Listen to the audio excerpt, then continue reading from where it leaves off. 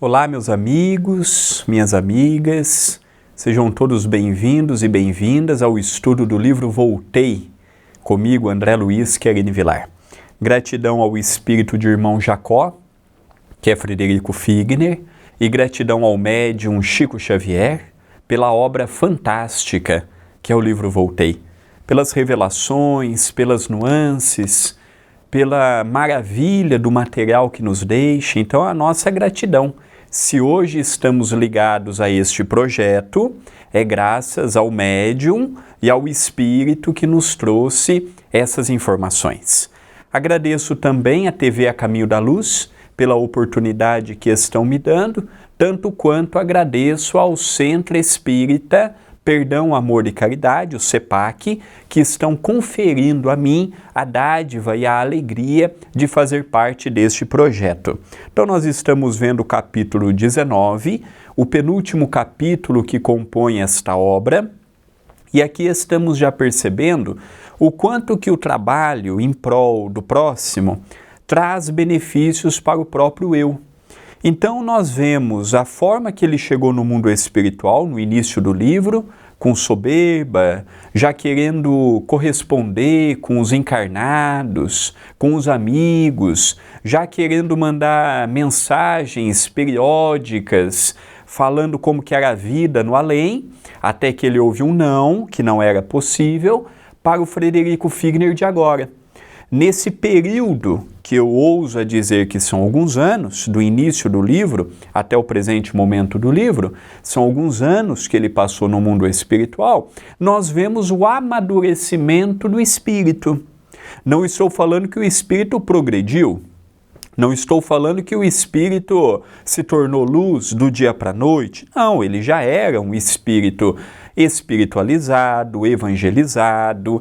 Na sua época, perante os encarnados, já era um homem bondoso, solidário, fraterno, não media esforços quando o assunto era o espiritismo, por exemplo. Então isso tem, sim, o seu valor e o seu peso, mas ele chegou no mundo espiritual imaginando que era uma terra sem dono, sem lei, que podia fazer o que quisesse, na hora que quisesse. E ele, por ter sido um homem muito rico aqui na terra, de muitas posses, com um sobrenome afamado para a sua época, ele não sabia o que era um não. Ele não sabia até onde ele podia ir. Ele ia para frente, era um homem muito avançado para a sua época, era um homem que colocava o trabalho e executava. Então, no mundo espiritual, ele começou a ouvir o não, ele começou a ouvir agora não, mais tarde, ou quando era aquecido pela espiritualidade, sempre com uma ressalva ou outra. E nós já percebemos que o espírito foi ouvindo, o espírito foi se dobrando, já não era mais aquele espírito genioso do início do livro, aquele espírito impetulante do início do livro. Ele já abriu para o diálogo, ele já começou a ver que nem sempre é possível, que o tempo da espiritualidade é diferente do tempo dele, que não é momento de fazer o que quer, na hora que quer, do jeito que quer. Então está sendo uma grande lição para ele e, por que não, para nós, os leitores e estudiosos desta obra. Então encerramos a aula passada com ele fazendo aquela prece por aquele grupo de sacerdotes que estava procurando atingi-lo. E ele elevou o pensamento, fez uma prece, pediu por aqueles irmãos. E ele notou pela primeira vez um facho roxo que cobriu o seu perispírito, a aura dele, por assim dizermos. E ele ficou muito alegre, porque a tristeza dele era ver que os seus companheiros e os seus amigos tinham uma aura e ele não tinha nada. Então nós vamos dar continuidade. O vídeo de hoje tem como título novo despertar, diz o espírito amigo. Surpreendido com semelhante luminosidade, senti-me chumbado ao solo. Quem a estaria irradiando a meu lado? Aqui nós percebemos que os espíritos influenciam e são influenciados. André Luiz nos mostra em suas obras, e agora o espírito amigo de Frederico Figner também, que no mundo espiritual, mesmo sem o corpo físico, nós continuamos sendo médiums e continuamos tendo benfeitores do outro lado. Às vezes nós temos aquela ideia, eu desencarnei e agora eu não tenho mais espíritos que me acompanham. É uma ilusão. Nós vamos perceber que Bittencourt Sampaio é o espírito amigo que estava envolvendo naquele momento em que ele estava de torpor, positivo, alegre, festivo, aquele bem-estar que ele estava sentindo em sua alma, aquela alegria por conseguir não entrar na mesma faixa de revolta, de bramidos, que aqueles espíritos estavam em relação a ele. Mas ele percebeu também que aquela luz não era apenas dele. Era dele, esforço dele, dedicação dele, mas com o apoio, com o estímulo de espíritos que estão na retaguarda. É importante nós termos essa ideia de que sozinhos nós não fazemos nada.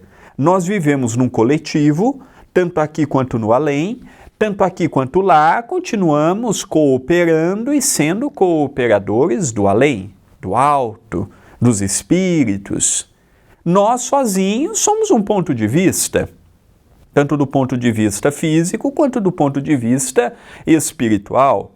Agora, unindo pontos aqui, pontos acolá, pelo mesmo objetivo, nós nos tornamos um feixe de varas, como já dizia Dr. Bezerra de Menezes. Então, o individualismo, ele precisa, o mais rápido possível, dar lugar ao coletivo. A evolução é individual, as escolhas são individuais, o livre-arbítrio é facultado a cada indivíduo, mas o coletivo é a escola primária, começando pelo lar, se estendendo ao trabalho, ao centro espírita, à sociedade de modo geral. Aí nós vamos tendo a oportunidade de construir um mundo melhor. Começando por um lar edificado, começando por um trabalho edificado, começando por um centro espírita edificado. Então ele pensou com ele, conjecturou, será que essa luz é apenas minha? Ou será que eu tenho espíritos amigos me auxiliando neste momento? Continua. Cerrei os olhos novamente para agradecer a presença do benfeitor, que por certo ali se encontrava junto de mim. No entanto, apesar de recolher-me à intimidade do próprio eu, vi ainda os raios a se renovarem no meu íntimo. Então o bem, a solidariedade, o trabalho pelo próximo não redime as nossas almas do equívoco. Todo equívoco perante a lei divina pode ser atenuada ou pode ser agravada conforme a minha índole, a minha intenção, mas é uma coisa que eu vou ter que acertar. Não pensemos nós, já está num trabalho caritativo, num trabalho social, já está quite perante a lei divina pelos erros, de modo algum. Mas não é porque não temos uma folha boa do passado que nós deixaremos de fazer o bem no presente. Eu não vou fazer o bem porque eu já errei com muitas pessoas, eu já falhei com muitas pessoas, eu já deixei o meu eu negativo, orgulho, vaidade, egoísmo, preguiça, falar mais alto, então eu não vou fazer o que eu posso. Não, é um pensamento equivocado. Ele só sentiu este bem-estar porque ele venceu ele próprio. A única vitória que nós podemos ter em relação a uma caminhada evolutiva é sobre nós mesmos.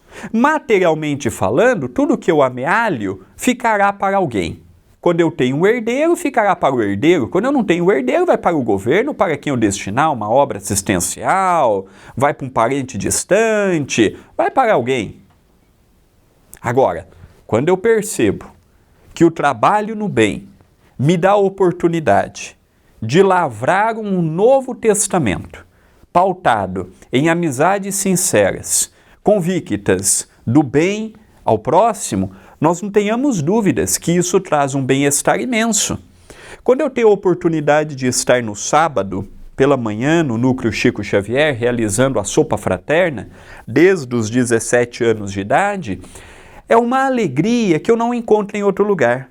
A alegria que eu sinto numa sopa fraterna, eu não encontro no meu lar, não encontro no centro espírita de modo geral, em outras atividades, ou não encontro no trabalho profissional, é quando estou servindo e aquelas pessoas vêm e falam assim: muito obrigado, que Deus lhe pague, que Jesus te abençoe, e endereça com um olhar, endereça com uma palavra. São sentimentos que vêm naqueles momentos em que as palavras não são suficientes para descrever a alegria de estarmos com aqueles corações que, na grande maioria, passa pelas tribulações da ausência de comida e até por lares totalmente sem estruturas de sentimentos ou psicológicas. Então nós sentimos ali uma alegria. Era a alegria que Frederico Figner estava sentindo. Aquela alegria de poder ver que o seu trabalho estava gerando frutos, estava gerando um bem-estar, estava gerando uma alegria, estava gerando um momento de paz e de felicidade.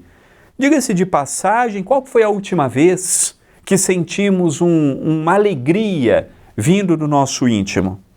Há pessoas que ficam alegres quando são desonestas e prejudicam o próximo. Há pessoas que ficam alegres quando passam a perna em alguém. Eu fui no supermercado e a pessoa me deu troco a mais. Existe esse tipo de alegria, mas esse tipo de alegria não pode ser a alegria do espírita. Esse tipo de alegria não pode ser a alegria do cristão. Nós precisamos ter a alegria que seja pautada na justiça, no equilíbrio, na fraternidade, e não fruto da desonestidade e das vantagens ilícitas. Então, aqui nós percebemos que o trabalho que ele estava realizando estava gerando a ele um momento de alegria. E eu não preciso estar no mundo espiritual sem a minha vestimenta carnal para sentir esta alegria. Matricule-se num trabalho social e vá com espontaneidade, com amor, com vontade simplesmente de ajudar a quem você encontrar. E ali você vai encontrar um pouco do que o nosso espírito amigo Frederico Figner nos conta no dia de hoje. Continua. Intrigado, refugiei-me de novo na prece. Em silêncio, quando em meio da massa luminescente, lobriguei o vulto de alguém que procurava evidenciar-se. Era Bittencourt Sampaio, a estimular-me o coração para o bem. Não se revelava tão nítido quanto na noite inovidável de nosso encontro no santuário, mas não tive qualquer dificuldade para reconhecê-lo. Interessante, Bittencourt Sampaio. Um espírito de uma alta envergadura espiritual, com trabalhos sublimados, parando seus afazeres para ver um de seus tutelados.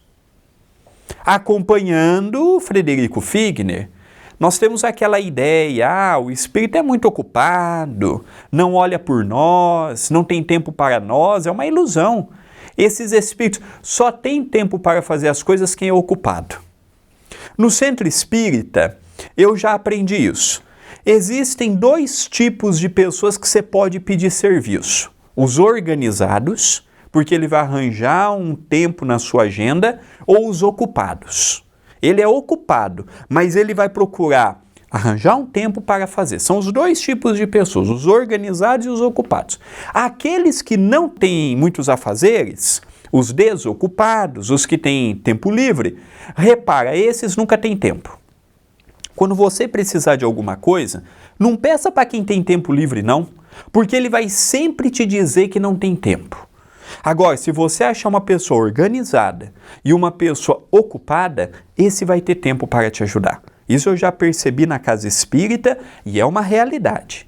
E é uma realidade. Quando eu preciso de alguma coisa na casa espírita, eu procuro ser uma pessoa organizada ou uma pessoa ocupada. Quando é uma pessoa aposentada, tem muito tempo livre, ou quando é uma pessoa que está ali, mas não rende nada, esse eu já nem perco tempo em pedir nada, porque eu sei que dali não vai sair nada.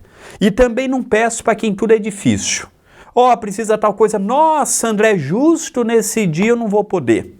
Poxa, André, olha, esse horário eu não vou poder. Então nós vamos aprendendo com o tempo, nós vamos aprendendo com a experiência quem pode ajudar e quem não pode. E Frederico Figner percebeu Bittencourt Sampaio. Não com aquela mesma luminosidade e clareza do santuário, porque lá era uma comunidade vibrando e permitindo que aquele espírito em forma de uma estrela pudesse vir e corporificar espiritualmente, sendo visível a todos que ali estavam. Ele não viu com aquela mesma claridade, ele não viu com aquela mesma luz, ele não viu com aquela mesma intensidade, mas ele percebeu sim que estava do lado dele uma entidade espiritual. E ele detectou ser Bittencourt Sampaio. Olha que interessante.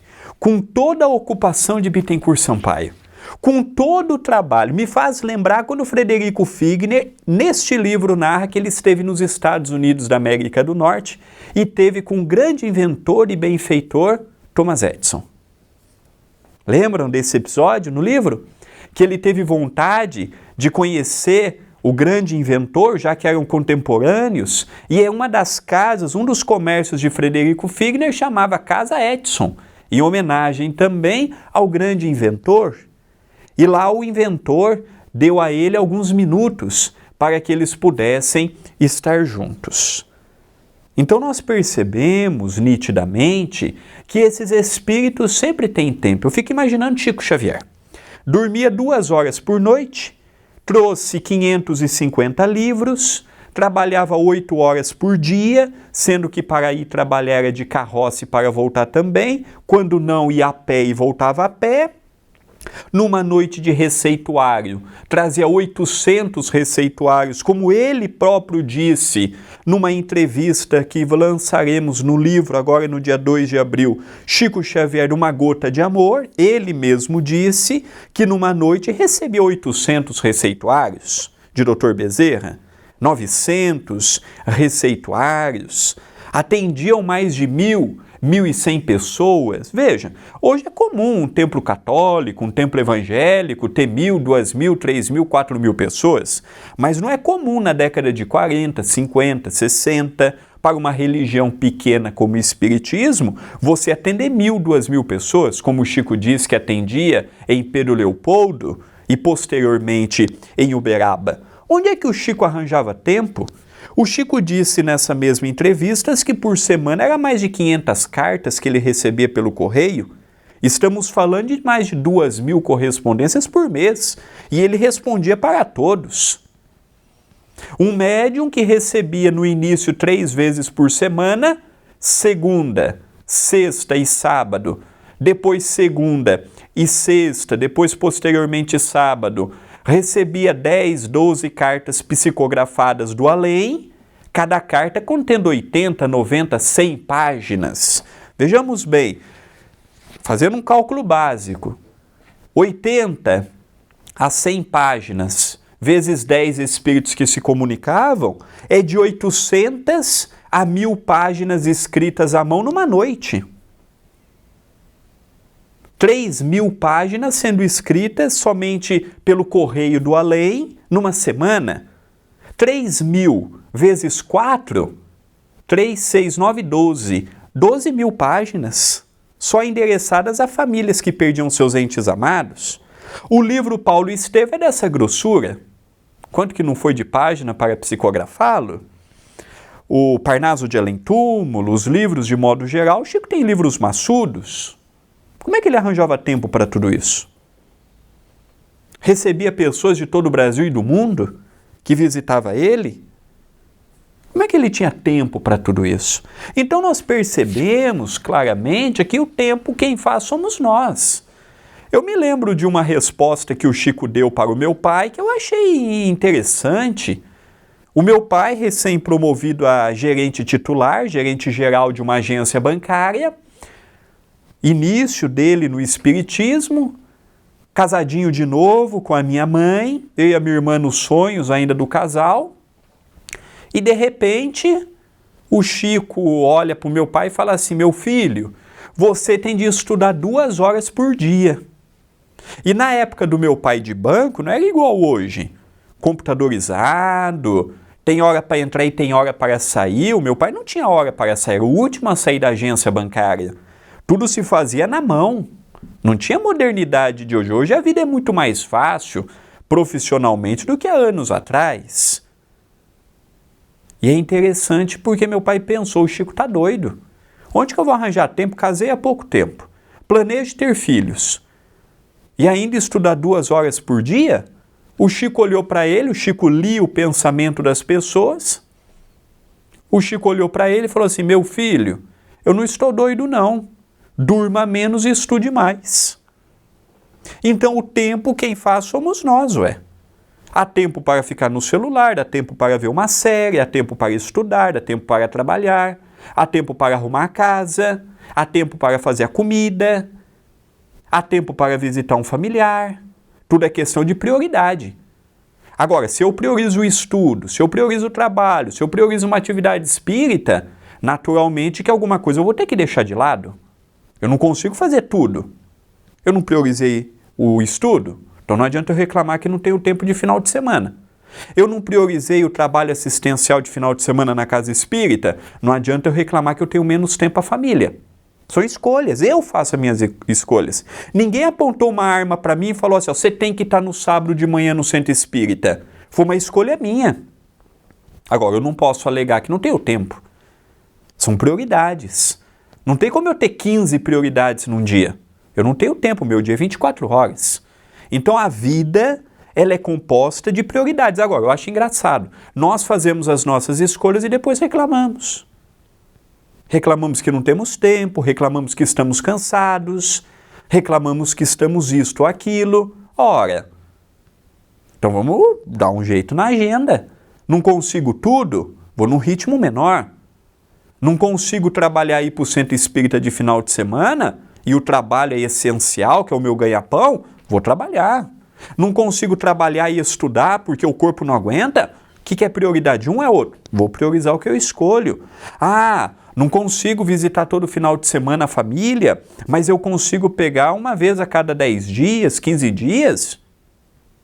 Então, nós percebemos que esses espíritos extremamente ocupados, como é o caso de Frederico Figner, hoje no mundo espiritual, com trabalhos de vulto, como é Bittencourt Sampaio, Guilom Ribeiro, personagens deste livro, sempre há tempo.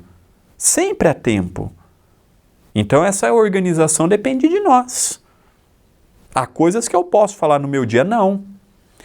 Há coisas que eu posso falar agora, não. É igual o celular. Celular é uma beleza.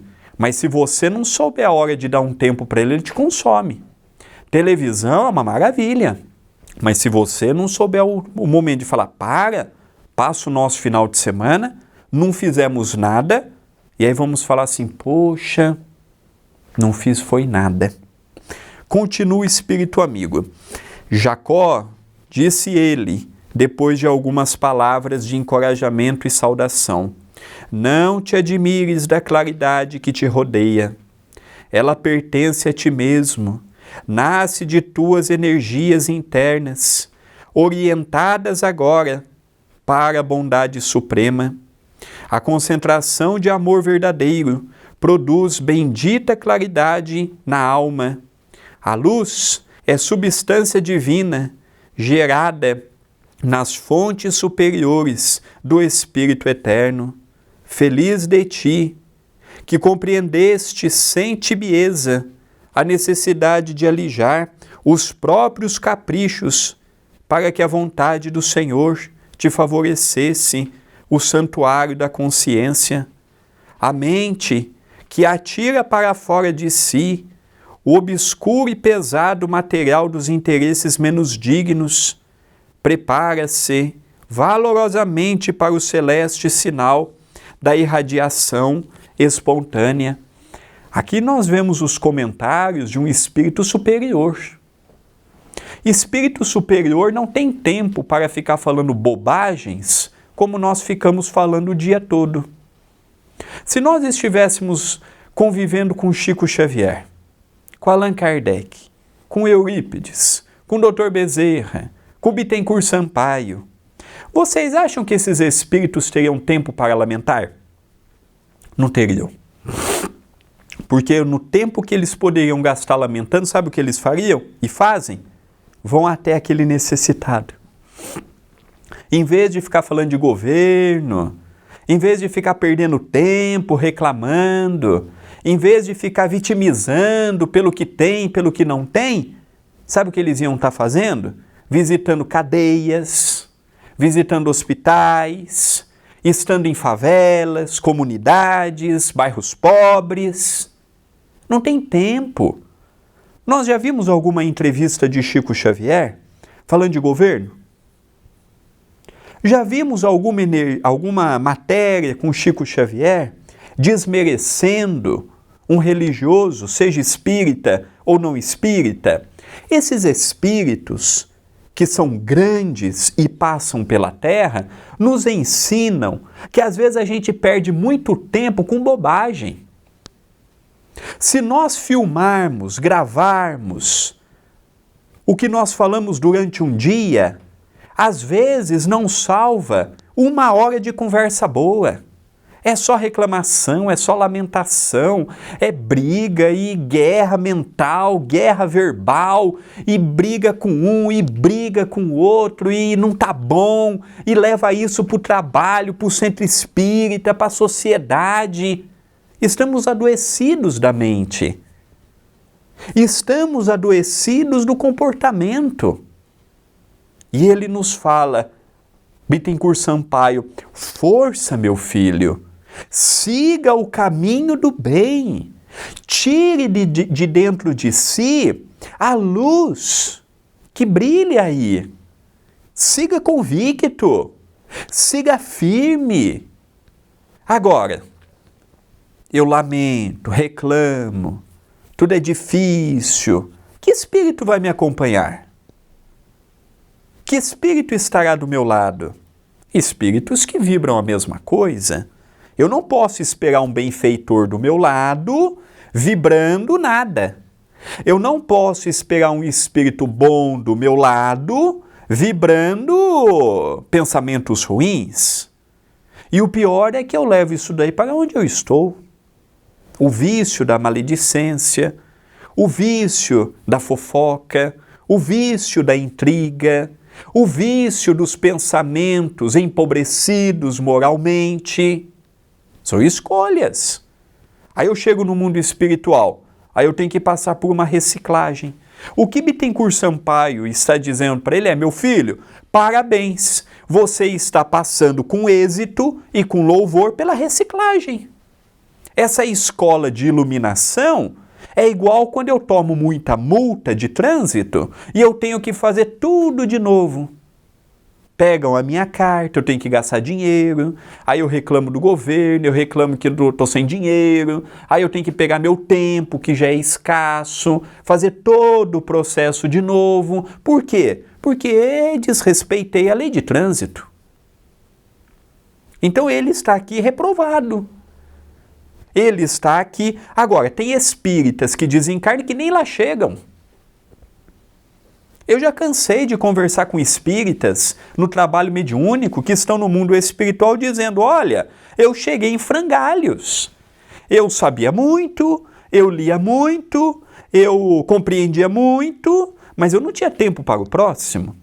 Eu não tinha um trabalho social, eu não me preocupava em ser uma pessoa melhor em casa. Então nós precisamos analisar urgentemente os papéis. O papel de ser um pai, o papel de ser uma mãe, o papel de ser um religioso, o papel de ser um funcionário, o papel de ser o dono de uma empresa. Não é só os outros que têm funções e papéis. Eu também tenho. Não adianta eu exigir do mundo que ele seja melhor e eu lá, eu quero que o mundo seja melhor, mas eu continuo sendo quem eu sempre fui. Então o mundo ele caminha com o passo do coletivo. Se é um passo de tartaruga, moralmente falando, estamos caminhando a passos de tartaruga.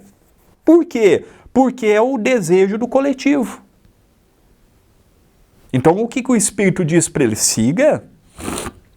Porque o que você está colhendo hoje é fruto do seu esforço. Agora, nós, o que estamos colhendo fruto do nosso esforço? Às vezes, se nós morrermos hoje, nem o familiar vai no nosso enterro. Se morrer hoje, talvez não tenha ninguém para carregar nosso caixão. Do velório para a cova. Por quê? Porque a gente não tem tempo. A gente tem amigo de churrasco. Como é que um amigo de churrasco pode ser amigo? Temos amigo de bebedeira, temos amigo enquanto pagamos tudo. Quantos amigos eu não tenho que já tiveram dinheiro um dia e me falaram assim, André, quando eu tinha dinheiro, minha casa estava repleta de gente. Agora que eu não tenho, André, não tem uma alma penada para me visitar, nem familiar. É o amigo do churrasco, é o amigo da bebedeira, da cachaça, é o amigo da festa. Mas se for uma coisa séria, já não tem mais amigo. Então tem muita gente aí que se morrer hoje, não tem 3, 4 para pegar no próprio caixão e levar do velório para a cova. Por quê? Porque tem muitos amigos em rede social. Na minha rede social mesmo, Instagram, eu tenho 11 mil. Dos 11 mil, se eu tiver 100 que é meu amigo de verdade, é muito. Eu tenho 11 mil que admiram o meu trabalho. Eu tenho 11 mil que seguem o meu trabalho, mas eu não tenho 11 mil amigos ali. Quanto se daria a vida por mim? Talvez minha mãe, meu pai, minha esposa, um ou outro amigo, porque amigo é aquele que dá vida pelo outro. Quantos amigos eu daria a vida? Talvez minha mãe, meu pai, minha esposa, meus avós. Por aí a gente vê como o amor é limitado. Chico Xavier daria a vida por qualquer ser humano. Mahatma Gandhi daria a vida por qualquer ser humano. Agora eu malemar por aqueles que eu amo, quanto mais aqueles que eu convivo, que eu vejo, que eu troco meia dúzia de palavras num dia, numa semana, num mês. Então o que ele diz? Siga. Igual ele diz aqui nesse parágrafo, as preocupações, a mente que atira para fora de si, obscuro e pesado, material dos interesses menos dignos. Está em mim. Tirar o que eu sinto, como eu vejo e evoluir a maneira de analisar o mundo. Continua Bittencourt Sampaio orientando Frederico Figner. As preocupações indesejáveis passarão. Principiaste a renunciar com sinceridade ao homem velho e a criatura nova em Cristo se vai formando em teu coração. Veja bem, se vai formando em seu coração. Ele não está dizendo aqui, está formado no teu coração. Tem pessoas que dizem assim, olha como o André é hipócrita, o André faz isso e aquilo de errado e tem coragem de falar de Jesus. Tenho, porque eu não sou um cristão formado, eu sou um cristão em formação. Errei e erro, mas com muita vontade de superar os meus erros. Em momento algum eu digo, eu sou já formado, eu sei tudo, eu compreendo tudo, eu já sou um cristão perfeito. Não. Então olha o que o Espírito diz a ele, meu filho, você está vencendo o homem velho para que a criatura nova em Cristo surja, vai formando. Não é está formado, está acabado, vai formando. Por isso que eu tenho coragem de fazer um programa. Porque eu sou elevado moralmente? Não, mas porque eu tenho muita vontade de superar os meus próprios obsessores, os meus próprios obstáculos e crescer como um ser humano e vencer algumas coisas já, algumas coisas para o amanhã. Continua, bendita seja a tua esperança. Não te esqueças de que o amor dá sempre, principalmente de si mesmo, de suas próprias forças e alegrias. Por agora, os raios de tua boa vontade brilharão, nas horas culminantes da fé, pela concentração de poderes espirituais na prece. Todavia, à medida que se recolhas no exercício legítimo do amor cristão, em demonstrações genuínas de entendimento do Evangelho sentido, vivido e aplicado, controlarás tua capacidade radiante, segundo os ditames da própria alma. Que interessante, não é? Os exercícios diários de vencer a si próprio te dará força e coragem para implementar o homem de bem. É a continuidade. Quando eu vou aprender a dirigir um carro ou uma moto, eu tenho que ficar horas com o instrutor do lado. Quando eu vou aprender a pilotar um avião, eu tenho que ter horas num simulador para depois ir para um avião físico. Quando eu vou aprender qualquer trabalho, me é colocado do lado de uma pessoa experiente para que eu possa aprender. E a repetição me dará a oportunidade de ser um exímio motorista, piloto ou profissional. A caridade e o amor é a mesma coisa. É a prática repetida, constante, diária, que me dará credencial para que ela possa se tornar genuína e legítima. Sai de uma caridade ainda fria e morna para uma caridade ardente, como Paulo nos fala inúmeras vezes em sua obra, em suas cartas. Continua. Ama sem paixão, espera sem angústia, trabalha sem expectativa de recompensa, serve a todos sem perguntar, aprende as lições da vida sem revolta, humilha-te sem ruído ante os desígnios superiores, renuncia aos teus próprios desejos, sem lágrimas tempestuosas, e a vontade justa e compassiva do Pai iluminar-te-á constantemente o coração fraterno e o caminho redentor. Resumindo, siga sem olhar para trás. Não faça o bem esperando recompensa. O que passou, passou. Os erros já ficaram para trás. Procure no hoje, procure no presente fazer o que você nunca fez. O que ficou ontem serve como lição, como aprendizado. Foque no hoje, foque no agora. Vai para frente, sempre terá aqueles que irão diminuir o nosso caminho, sempre terá aquele que por inveja e por não ter capacidade de fazer o que eu faço, irão diminuir o meu trabalho. E aí lembremos de Jesus.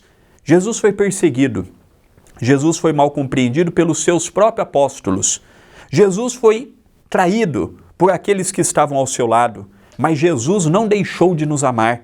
E não deixou de nos deixar as lindas lições, ensinando-nos a fidelidade a Deus, a fidelidade ao reino divino e o trabalho incomensurável no amor. Então, quando eu estiver cansado, pensando em cair, lembremos do exemplo de Jesus, que foi e que é o grande balizador de nossas almas. Continua e encerra este item. Ora, vigia, movimenta-te no esforço digno e sê feliz, meu amigo. A tua luz crescerá com a dilatação de teu devotamento ao bem infinito. Que expressões terrenas poderiam dizer da sublime surpresa que me ofuscava o espírito? Não conseguiria responder. Olha que interessante aqui. Quando Frederico Figner diz, a tua luz crescerá com a dilatação de teu devotamento ao bem. O meu devotamento, o meu trabalho, a minha entrega gerará frutos para o meu próprio espírito. Então trabalhemos. O convite de hoje é ao trabalho. O convite de hoje é a limparmos o nosso coração. Se as pessoas ao meu lado estão limpando ou não, são pessoas dignas ou não, são pessoas que querem o caminho do bem ou não, é problema de cada um segundo as suas obras. Já é um texto bíblico. Se os outros querem a melhor, é problema deles. Nós temos que fazer a nossa parte. E não nivelarmos por baixo. Ah, fulano não faz. Ah, ciclano faz errado. Ah, fulano poderia fazer mais. cada um faz o que pode. O convite de hoje é fazermos a nossa parte. Queridos amigos, estamos terminando mais um item do livro Voltei. Agradeço a TV A Caminho da Luz, agradeço ao Centro Espírita Perdão, Amor e Caridade, o CEPAC, a todos que estão estudando comigo, e eu peço a sua ajuda para o canal. Deixe o gostei, se inscreva no canal, se torne membro do canal, são pequenas ações que muito nos ajudam. Votos de muita paz e até o nosso próximo encontro.